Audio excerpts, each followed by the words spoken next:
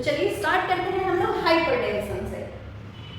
पहला जो डिसऑर्डर है सर्कुलेटरी सिस्टम का वो है हाइपरटेंशन, जिसको कि हम लोग बोलते हैं high blood pressure. Normal blood pressure क्या है 120/80 mmHg। देन प्री हाइपरटेंशन जो है वो है 120 to 139/80 to 89 mmHg। Then hypertension stage 1 जो है वो है 140 to 159/90 to 99 mmHg। Then hypertension stage 2 आता है वो है 160 to 179/100 to 109 mmHg। Hypertensive crisis जो है वो है आपका 180 mmHg। देन आती है स्ट्रोक की chances. Pressure of the circulating blood on the walls of blood vessels is called blood pressure. Normal blood pressure क्या है 120/80 mmHg। It includes systolic, that means pumping, इसको हम लोग बोलते हैं contraction, contracting pressure 120 mmHg, and diastolic, that is resting pressure, जिसको कि हम लोग relaxation भी बोलते हैं 80 mmHg। Okay, systolic is the contraction and diastolic is the relaxation.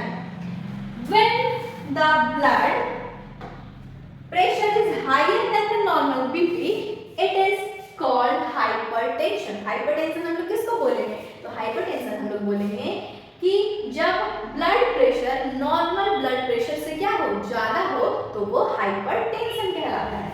If an individual repeatedly has the BP of 140/90 or above, it shows hypertension. अगर किसी person को किसी इंडिविजुअल को रिपीटेडली जो है ब्लड प्रेशर शो करता है कितना, उसका ब्लड प्रेशर कंटिन्यूअसली रिपीटेडली बार-बार क्या आ रहा है 140/90 या इससे ज्यादा आता है, तो इसको हम लोग बोलते हैं hypertension. It leads to heart diseases. ये जो हाइपरटेंशन है वो हार्ट डिजीजेस क्रिएट कर सकता है। ये अफेक्ट करता है हमारे वाइटल ऑर्गन्स को भी, जैसे कि ब्रेन, किडनी एक्सेट्रा। ठीक है, आप लोगों को समझ में आ रहा है ये चीज? Disorders of the circulatory system क्या है, इसमें हम लोग क्या डिस्कस कर रहे हैं? तो इसमें हम लोग डिस्कस कर रहे हैं हाइपरटेंशन के बारे में, जिसको कि हम लोग बोलते हैं हाई ब्लड प्रेशर। तो के बारे में जिसको कि हम लोग बोलते हैं हाई ब्लड प्रेशर। तो क्या क्या जो है वो फूड्स हम लोगों को अवॉइड करनी चाहिए? तो आप देख सकते हैं यहाँ पे कि आपको क्या क्या फूड जो है वो अवॉइड करनी चाहिए। आपको ऑयल बिल्कुल नहीं लेना है, मीट अवॉइड करना है, अल्कोहल अवॉइड करना है। ओके, क्या जो फूड है वो आप ले सकते हैं आपके हाइपरटेंशन के कंट्रोल के लिए? Watermelon, pomegranate, potato, kiwi, milk etcetera.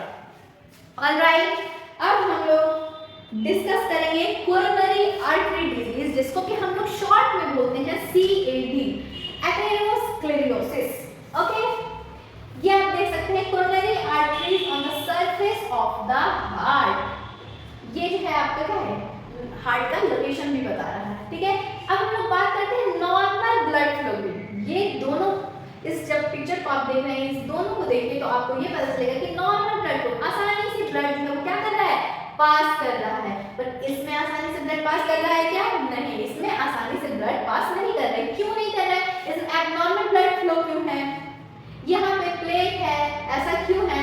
क्योंकि यहाँ पे calcium, fat, cholesterol, fibrous tissue जो है वो कोरोनरी आर्टरीज में डिपॉजिटेड है।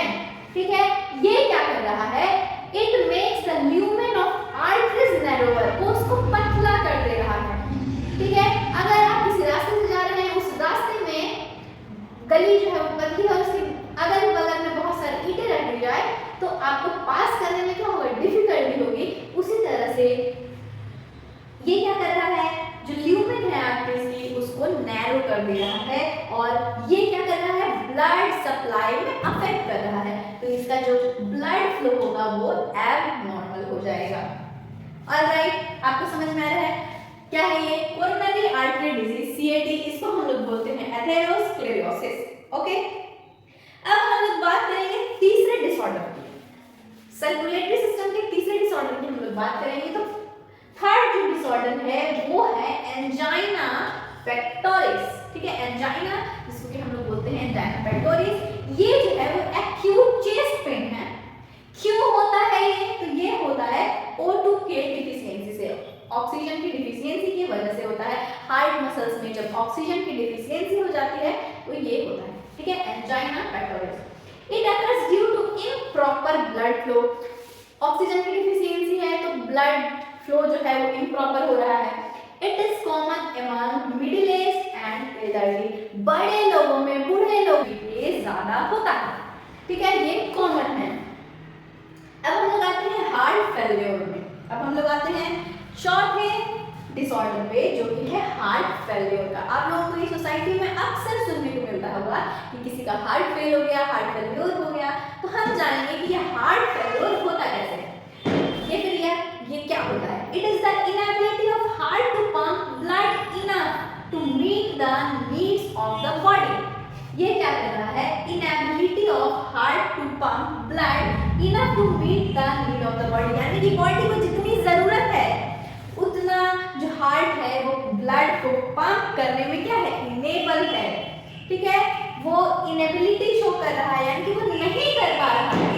Congestion of the lungs is the main symptom. इसका जो मेन सिम्पटम है वो है कंजेशन ऑफ द लंग्स, ठीक है। ये हम लोग बात किए हार्ट फेल्योर के बारे में, ठीक है। यहाँ पे एक पिक्चर आप देख सकते हैं नॉर्मल हार्ट का, और ये है दूसरा जब हार्ट फेल्योर है। यहाँ पे क्या है? वॉल्यूम जो है वो रिड्यूस हो जा रहा है, ठीक है। अब हम लोग बात करते हैं कार्डियक अरेस्ट के बारे में कि कार्डियक अरेस्ट होता क्या है।